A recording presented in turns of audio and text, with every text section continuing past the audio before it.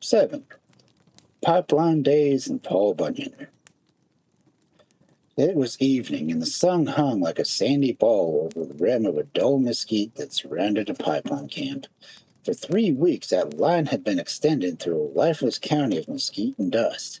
For 3 weeks, the men had been rolling under the August sun, with not even a wind to make the heat less deadening. Now they were sprawled on the grass in an easy after-supper positions, forming a half-circle about the cook shack, and they rested uncomfortably and razzed the lone fat man who had not yet finished eating. Fat was always last to start work, less concerned with his tired humor.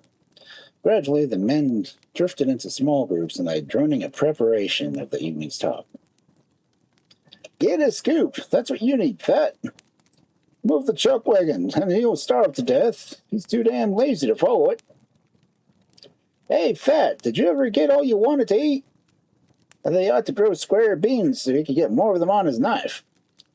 "Talk about eating. Tell you what I saw once," said one man aspired to Fat's position as the camp's chief liar. "I saw a man eat a whole ham once. Well, not exactly a whole ham. We had eaten a meal off it. Not exactly we, but my brother-in-law Jim and his family. The man came to the house one morning wanting something to eat. Sis was busy and didn't have time to do any fooling with him. So she just set the table and put this ham on it, and then went to do her housework or whatever she was doing. When she came back, the man was gone, and so was the ham, all except the bone, and it had been gnawed so dry that even the dog wouldn't touch it. That's God's truth. Jim swears it's truth." Men howled derisively, and Fat, who had been listening half attentively, rose from his stool and sauntered into the center of the group. "Did you say something about eating?" he said. "Well, I had a funny thing happen to me the other day in Wichita Falls. I goes into one of them restaurants down by the railroad tracks to eat. When I come, I saw a couple of tough hombres sitting at the counter, and they looks at me all amused like. But I just goes to the back and sets down a couple of seats from them. After a while, the waiter comes out from behind and goes over to where they're sitting and asks them what they want. They were some tough-looking birds, and one of them speaks up and says, 'Give me a T-bone steak, an inch and a quarter thick, just scorch it.' And he looks over at me kind of mean-like.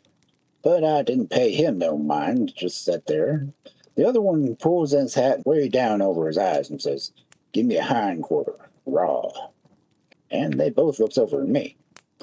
Well, when the waiter came over to where I'm sitting, I says to him, 'Give me a sharp butcher knife and then a couple of steer and run him through here. I'll cut off what I want.'" "Speaking of steers," the contender put in, "did you ever hear about the cattle line that Paul Bunyan laid on his ranch in Chicago?" "Well, Paul, he got tired of paying such a high freight to get his stock to market, so he just laid a pipeline all the way to the stockyards in Chicago and pumped them through it. Everything went all right, except that the pipe was so big the calves and half-grown yearlings would get lost in the threads and starve to death before they could get to the outside. And one time the line sprung a leak, and Paul lost 35 carloads of cattle before he could get it corked. But he sure did do a good job of corking it when he did." "How the devil do you cork a hole that big?" asked Fat in a minute or two of silence. "Why, with BS, you big windbag, same as you do with that coat I've been spouting off." Fat sat for a moment trying to think of a way to get back at the contender. Then he started off on a new trail. "Well, you know so much about Paul Bunyan," he said. "Did you ever hear about that big steer that he had? He called her Babe, and she just measured 42 pick handles in height and width of 7 derby hats between the eyes, and strong. Why, that steer could pull anything. I remember one time when he was drilling down in Breckenridge way. He wasn't much of a hole, just 16 inches. Well, we drilled and didn't ever strike nothing except dust. And God's had plenty of that. So finally Paul said he might have to give up on his dry hole and let it go at that. But Paul was mad. He swore around 2 or 3 days and smashed the derrick into kindling wood, and was about to quit drilling when he saw an advertisement in the paper by some bird out in the plains that wanted to buy some post holes. 10,000 post holes it was, and he wanted, and 10,000 holes, 3 feet long. Well, Paul, he hitched the train around the duster hole and hooked up Babe, pulled 15,000 of it out of the ground. He got mad again because the hole broke off and left over half in the ground. But directly he said that there wasn't no use in the post hole being 60 inches across, so he just quartered the hole and then sawed it up on the right ends. Out in the plains, they have an awful hard time digging post holes, or any kind of holes for that matter.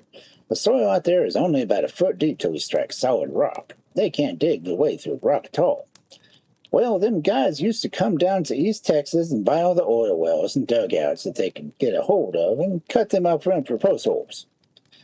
Well, I used to know a feller down there that could dig a stack of cars on more wells than any man I ever saw before. He could stack 29 of them on cars in a day and take 2 hours off for dinner.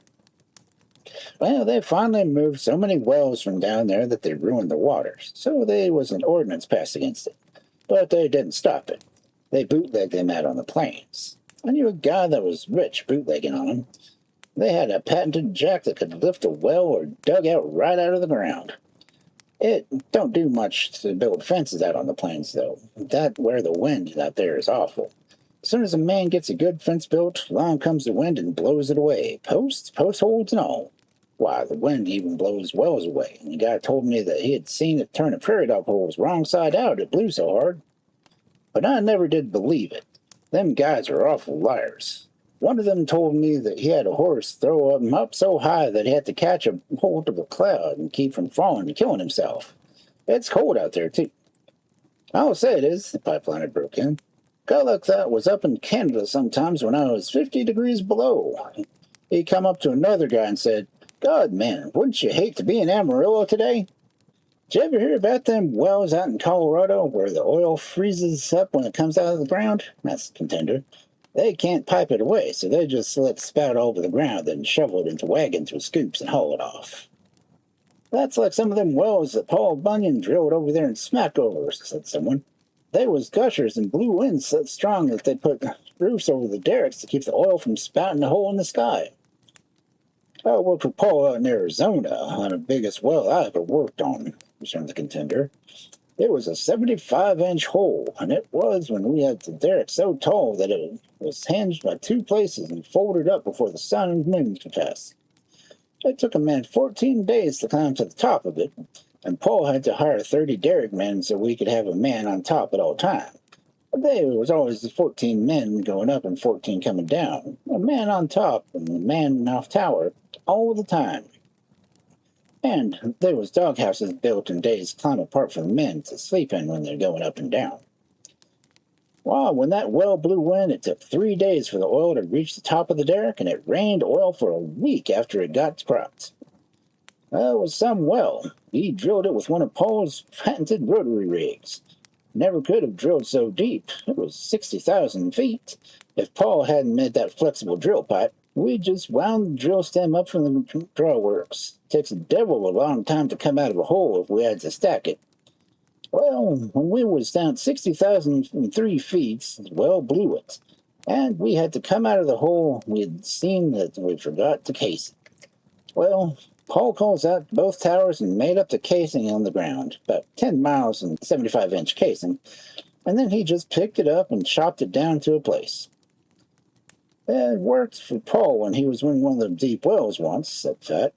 It was out in Arkansas. Jimmy Blue was running the rig and we was drilling with standard tools. We got down 30,000 feet and struck a rock formation that we couldn't budge. And it was using a pretty good standard bit, too, drilling a 50-inch hole. Well, we worked in the formation for 3 weeks without doing any good, and then we called up Paul. Paul, he come out there and took charge of the rig himself and worked for 3 more weeks, day and night, without doing anything except ruin a lot of bits. He finally got so mad he just jumped up on the derrick and he pulled up the bit with his hands. Then he threw it down the hole as hard as he could throw it. Well, we busted the rock that time, and it just kept going, and when it ran out of line, he pulled the derrick rig and all the hole after it. We got a gusher that time, but when Paul seen that rig had pulled Jimmy into the hole with it, he just about pulled off the hole and abandoned it. But in a few days, we got a telegram from Jimmy in China saying that he had 100,000-barrel gusher and was spudding in another location. Did any of you guys work for Paul on that big line he laid? Asked the contender. Well, I worked for him on that 101-inch aluminum line that he laid from Pennsylvania to California. We laid it to pipe buttermilk out of his camp there. Paul liked buttermilk so well himself, he had a 24-inch petcock running wide open all the time to catch enough for him to drink. Yeah, said Fat. I know about that. I helped Paul drill the buttermilk that was finished in that line. We drilled down 32,000 feet and struck a formation of cornbread. We drilled for 500 feet through the cornbread, then 1,200 feet through solid turnip greens, except that every few feet there would be a layer of fried sowbelly. That's where the old song started. Cornbread, buttermilk, and good old turnip greens. Fat, do you ever see Paul's wife? Asked a young boll weevil who had started to work only a few days before. She had a wooden leg, and she was so homely that we used to scrape enough ugly off her face every day to mud the well. The hardest 6 months' work I ever put on was painting that wooden leg of hers. When Paul worked in the high lines, he had a wooden leg himself, added the next lineman. It was 90 feet long, and men used to wear out one every 3 days climbing up to bum him for cigarettes. Paul discovered perpetual motion of the jaw when he got Fat to work for him, said the contender. Huh? Said Fat. The only perpetual motion Paul ever discovered was the one time down in India. We was drilling a 90-inch hole with standard tools, and we got down 27,000 feet, and we struck a root of a rubber tree, and the bit never did stop bouncing. Had to abandon the hole. Oh, it worked, said the contender. Yeah, and another one of them wells we was drilling was 80-inch offsets. Had big derricks all around us. Our camp was set so far back from the derricks we had to pipe the daylight in. We drilled down nearly 50,000 feet and struck a flowing vein of aluminum water, and the whole rig and everything drew up until we had to abandon it. Bull sure had drilling down to a fine point, said the contender. Why, I worked for him on one hole where we was using rubber tools. We never could get the start of the tools bouncing, and we'd go to sleep until it was time to change the bit. And the men was so fast a driller, he could just bounce the bit out in the hole, and they would change it as fast as it could fall back. Paul's camps was nothing like this dump, said Fat. I worked for him at a 90-inch line once, and we had so many men in the camp that it took 15 adding machines running day and night to keep track of their time. Paul invented the first ditching machine while he was laying back behind through Arkansas. He brought a drove of them razorback hogs and trained them to root in a straight line. You're telling about that cattle line of Paul's a while back reminds me of one of the trees that used to grow down in the brazos, said the old man. One time I was working through that country with a herd of cattle and come up to the river where I couldn't ford it. While I was setting up my horse to look at the water, I heard a big catfish in the river. When I went up to see what it was a tree falling across the river. It was one of them big holler trees, so I drove the herd across the river through the holler of it. But when I got to the other side and counted the herd, I seen that there were nearly 300 steers missing, and I went back to look for them, thought they had wandered into the limbs and got lost. That reminds me of the sandstorms we used to have down in East Texas, said the contender. One time there was a nigger riding along one of them sandy roads on a jackass and stopped to go down to the creek and get a drink and tied his mule to a sapling on the side of the road. While he was gone, it come one of them sandstorms, and when he come back, he seen his ass hanging by the rope tie almost 70 feet up in the tree. The sand had blown away from under him and just left him hanging there.